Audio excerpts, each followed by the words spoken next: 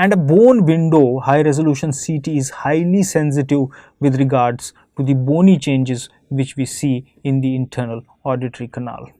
And furthermore, good bone window CT demonstrates the normal structures of the petrous bone which are essential for surgery, including the emissary vein, the position of the jugular bulb, and the position of the labyrinth. So as we can see here in this CT imaging of a left sided lesion, where we can see the dilation of the internal acoustic canal, in this case of vestibular schwannoma.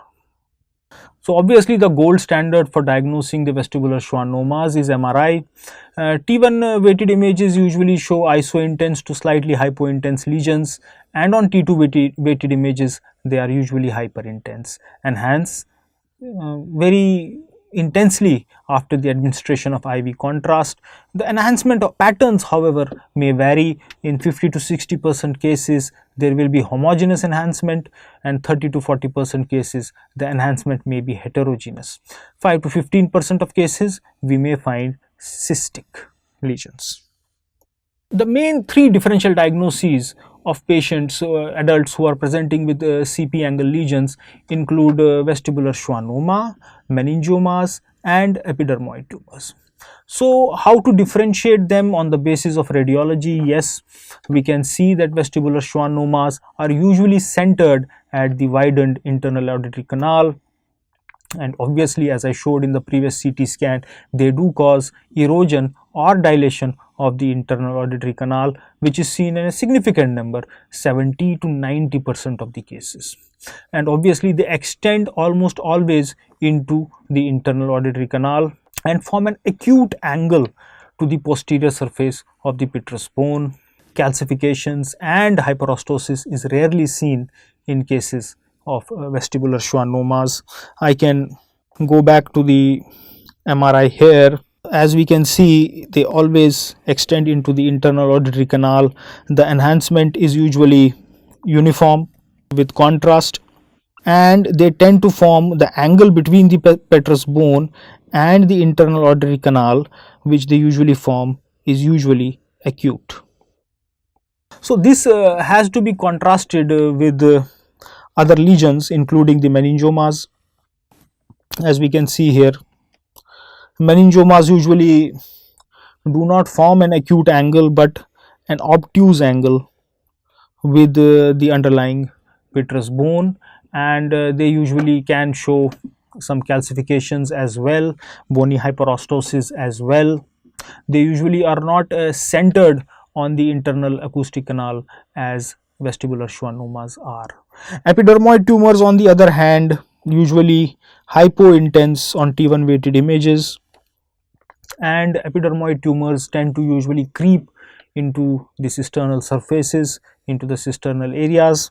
And a very important point is that on diffusion weighted imaging, epidermoid tumors will show restricted diffusion, and that is one of the very common ways to differentiate them from arachnoid cysts in this region and from other tumors as well. So see, it's a slow growing tumor, it progresses, and so do the symptoms. So there is a pattern. It may not be applicable to every patient all the time, but there is a pattern of 4 stages in the symptomatology of patients who have vestibular schwannomas. So there is an intracanalicular when the tumor is purely inside the internal auditory canal. Then there is a cisternal stage when the tumor enters into the CP angle cistern. Then there is a brainstem compression phase when it compresses the brainstem, and eventually a hydrocephalic phase when the patient has obstructed fourth ventricle resulting in hydrocephalus. And each of these stages does correlate with the clinical symptoms the patient will experience in each of these stages. So initially, most of them, other than the purely medial types, they originate in the internal auditory canal and gradually fill it. Then they expand into the CP angle cistern, occupy the CP angle cistern, and at that point of time they are displacing the 7th and 8th cranial nerves as well as the anterior inferior cerebellar artery. And during further growth, it when reaches, then compresses, and then displaces the brainstem and the cerebellum. So depending upon the tumor's cranial and caudal extension, fifth nerve as well as the lower cranial nerves become involved. The hydrocephalic stage usually begins with the obstruction of the fourth ventricle and of its outlets. So, if you have a patient with a purely intracanalicular vestibular schwannoma, they usually present with vestibulocochlear nerve dysfunction. So, the commonest is hearing loss, tinnitus, and or vestibular dysfunction. The hearing loss is characteristic, and the audiograms usually reveal high frequency sensorineural hearing loss, which is usually insidious in onset. And although there are some patients of vestibular schwannoma which may present with sudden hearing loss, usually 3 to 26%, the average is 10%, but it is not very common in cases of vestibular schwannoma, and explanation for that sometimes is the infarction of the labyrinthine artery. Secondly, the presentation is that of tinnitus. Its incidence is usually 48 to 74% of the patients who have such tumors. Later on, there might be trigeminal symptoms which are commonly numbness of face, or on clinical examination there might be the sign that corneal reflex will be lost on the ipsilateral side, which is usually the earliest sign. Headache, lower cranial nerve palsy if the tumor extends inferiorly and compresses the lower cranial nerves, and ataxia, they usually appear by compression of the cerebellum. Finally, we may have contralateral long tract signs, severe gait disturbances, visual loss due to papilledema, and signs of intracranial hypertension like headache and vomiting. So, what is very interesting to note is that in previously untreated cases of vestibular schwannomas, preoperative facial weakness is usually not very common, it is exceptional. And if you have such a case, you must think about the schwannomas which originate from the facial nerve rather than vestibular schwannomas. So, in the last decades, there has also been a lot of development with regards to radiosurgery and gamma knife surgery in the treatment of vestibular schwannomas. I will not go into the detail of gamma knife surgery, but smaller tumors, usually 2.5 to 3 centimeter, are now being routinely treated with gamma knife radiosurgery. I will confine myself to the surgical option of treatment of vestibular schwannomas. There are multiple approaches.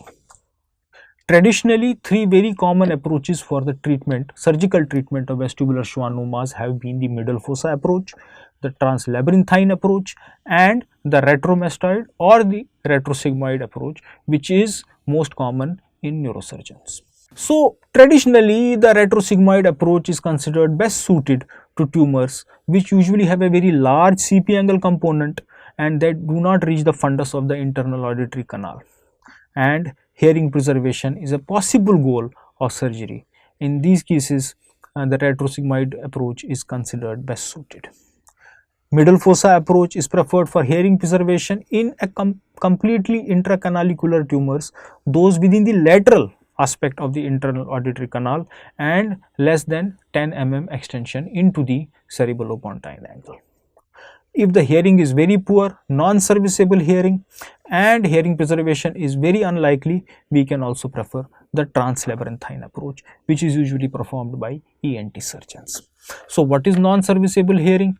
Hearing loss, we usually cite the 50-50 rule when it comes to the definition of non-serviceable hearing. So, a speech discrimination threshold less than 50% or a pure tone loss of more than 50 decibels usually indicates non-serviceable hearing. So, what are the surgical nuances for this retromastoid or retrosigmoid approach? It is usually a very safe, elegant and simple approach, and it is very familiar to neurosurgeons in our training, and that is why